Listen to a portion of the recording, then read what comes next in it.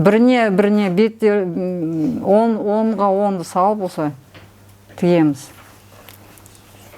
Шов, мынау маңдайындағы шовты, мынау тігісті. Екіге өстіп, екі жаққа осылай. Екі жаққа. Осылай. Аламыздағы өстіп. Фиксация жасаймыз. Булавкамен. Екі тігісті өстіп бір-біріне. Екі тігіс бір-біріне осы қарап тұру керек. Осы. Содан кейін осы тігістен бастап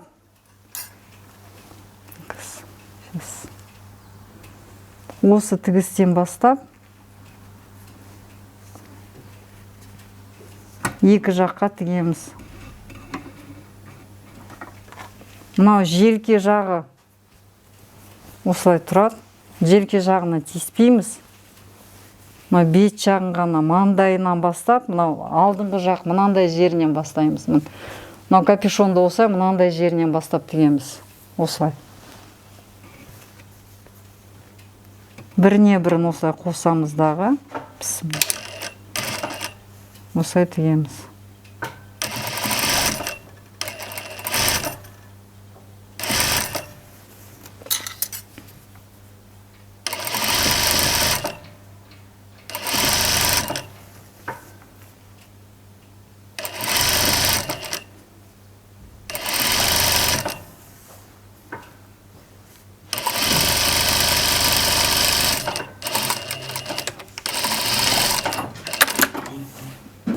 Екінші жағында осылай аламыз.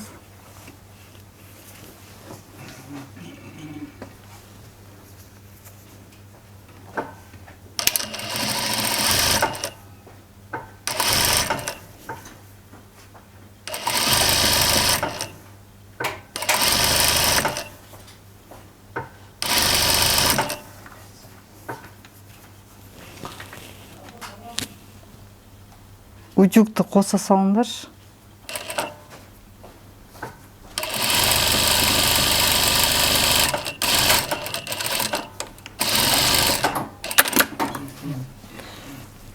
Енді екеуін осылай аударамыз. Аударған кезде осы капюшон шығады.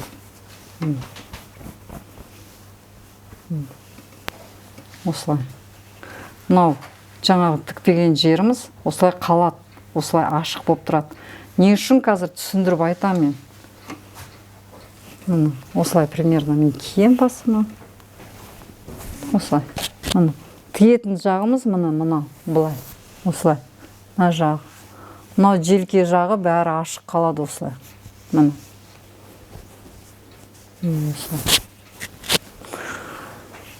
Мынау тігісі бар жақ ол сыртқа қарайды да. Мынау тігісі тігілген бүкіл таза тігілді ғой. Сыртқа қарайды дағы. А мынау аударсақ, мынау тігілмеген жер ішкі жақта болады. Ішіне қаратамыз бұны. Осылай. Енді бұны алу керек дағы, өтекке басу керек.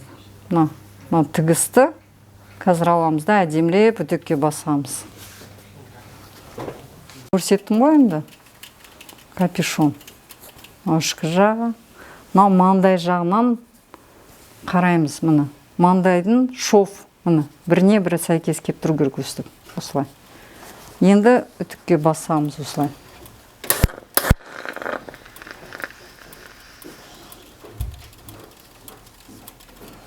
Бәрін осылай түзу салып. Осылай басамыз.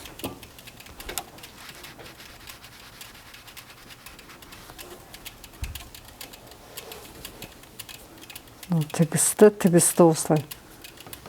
Қатты өсіп, басып, қолымызбен осылай бетіп, келтіріп, учуққа осылай басамыз.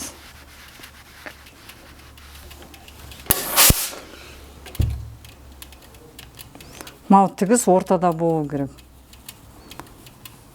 Осы ортаға келтіруіміз керек.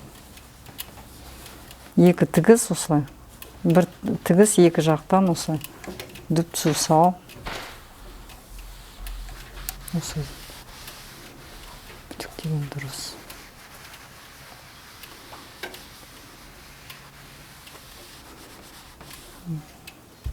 Все, можешь потом.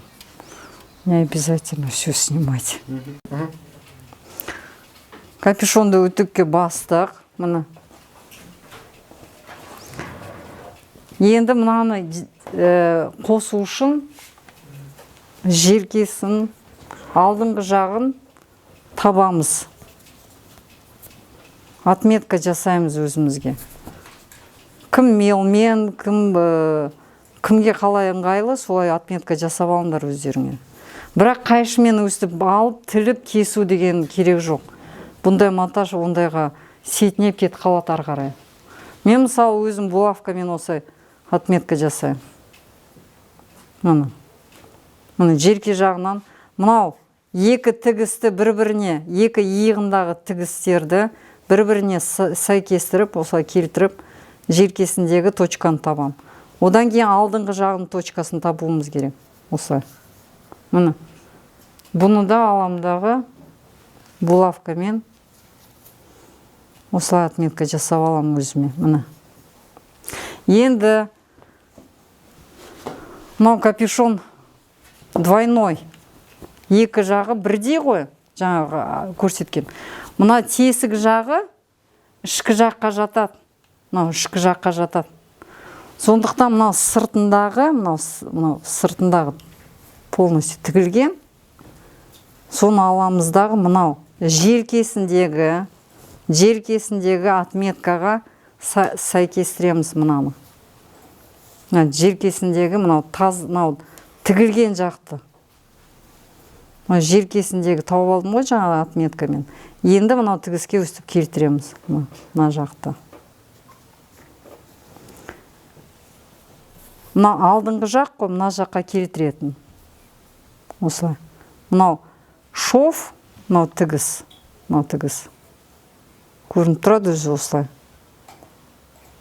Желкесінен бастап, мынау мойын жағын осылай тіккен кезде, мынау тігіс, мынау отметкаға келіп тұру керек.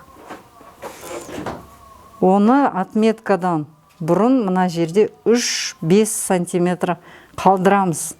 Отметкаға дейін тікпейміз. Мына жерде осылай қалдырамыз, мына тігіс осылай 3-5 сантиметр қалдырамыз. Қазір мен көрсетемін қалай тігетінімді. Мен осылай булавкамен отметка жасап қойдым. Бір жағын, екінші жағында жасаймыз отметкасын. Мына жерге келтіреміз. Бірақ 3-4 сантиметр осы жерге осылай инені қадап дайындап қоямын. Сонда мына екі тігіс ортаға келгенде тікпейміз. Осы жерге дейін келеміз. Бірақ мына жер ортадағы инеге дейін тікпейміз. Осылай қалдырамыз. Мынау ішкі. Осы тігілмеген капюшон мына ішкі. Бұған әзірше тиіспейміз. Капюшонды жаңа келтірдік қой.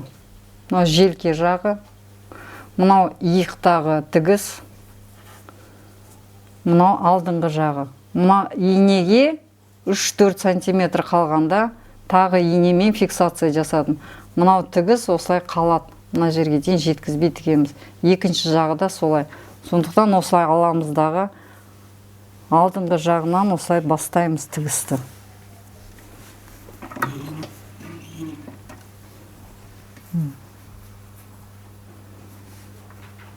Мына ортадағы қалды осылай. Мына жердегі инені қалай қойдым, содан бастап бастаймыз тігісті.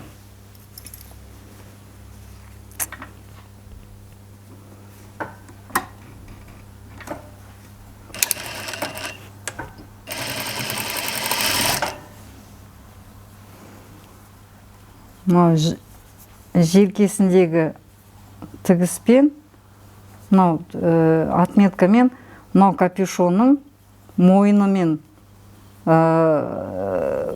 жаңағы жемпірдің худидің мойынымен капюшонның мынау сыртқы жағы бәрі сәйкес келу керек. Сондықтан мынау капюшонның несін тартып тігеміз. Шет жағын осылай.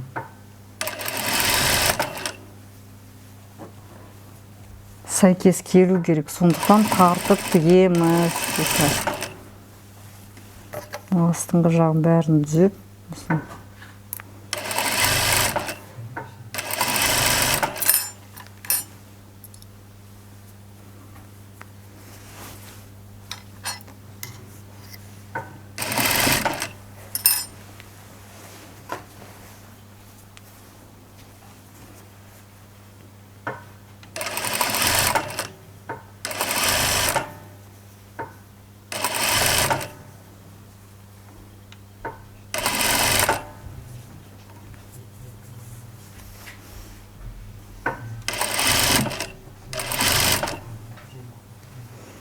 Мына жаңа осылай тіккен жоқпын ғой.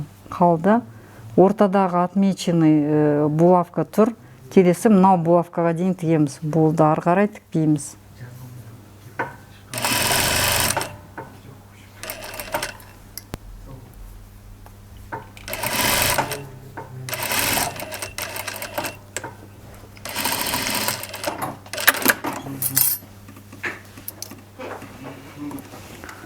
Міне сырты тігілді. Капюшонның сыртқы екі деталі қосылды. Жаңа көрсеткенім ортаға келеді, мына екі қосылған жер. Осылай келу керек, бірақ келтірген жоқпыз. Осылай алып қалдық. Мына ортаға осы жерге алып қалдық, тікпей. Мен алып қалдым осылай. Енді мына ішкі жағы,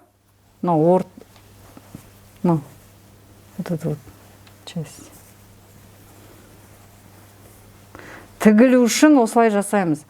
Мына ортадағы тігілмеген жер бар ғой, қолымызды осылай ішіне саламыз, капюшонның ішіне саламыз. Мына осылай ішіне саламыз. Мына желкедегі желкесінде жаңа қосқан жеріміз бар ғой, сол жерге мынаны келтіреміз өстіп. Давай к столу. Мына жаңа көрсеттім ғой, сырт жағы осылай тігілген уже. Мына сырты тігілген. Мына жерде жаңағы көрсеткен жерім. Мына екі капюшонның қосқан жері мына жер болады. Мына ортаға келу керек. Мына екі жақ шеті. Бірақ бұл жерді қосқан жоқпыз, тіккен жоқпыз ғой. Енді мынау ішкі жақ бар ғой, капюшонның ішкі жағындағы мынау тесігі бар. Сол тесікке қолымызды саламыз. Саламызда мына желкесіндегі мынау тігісті аламыздағы осылай. Мына тігісті мынаны осылай. Өзімізге қаратамыз. Мынау тігіспен мына тігісті келтіруіміз керек. Мына осылай. Мына көріп тұрсыңдар ма? Мынау тігіспен келтіруіміз керек. Осылай. Фиксация жасаймыз булавкамен. Енді капюшонды осылай аударамыз.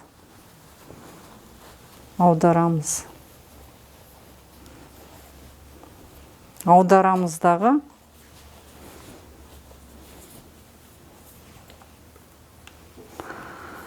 мынау тіккен жақ бәрі осылай келіп тұрады. Мына жерде жаңа тіктік қой. Сол тігіспен мынау тігісті осылай келтіру керек үстінен қайтадан.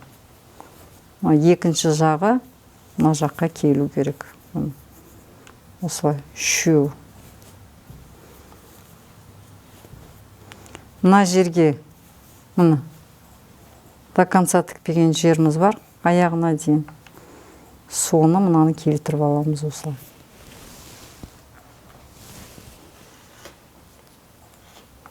Мынау жер. Осылай жеркесінен алып, мына жерге дейін осылай тігісті саламыз. Үшеуін бірге қосып тігеміз. Екінші жағында солай жасаймыз. Өзі көрініп тұрады, осылай қосқан кезде көрініп тұрады. бір-бірімен осылай қосамыз.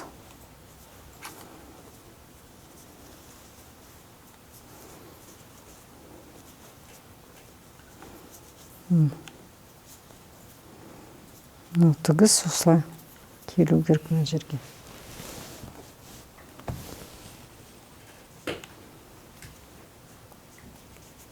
Отметка жасаймыз. Қазір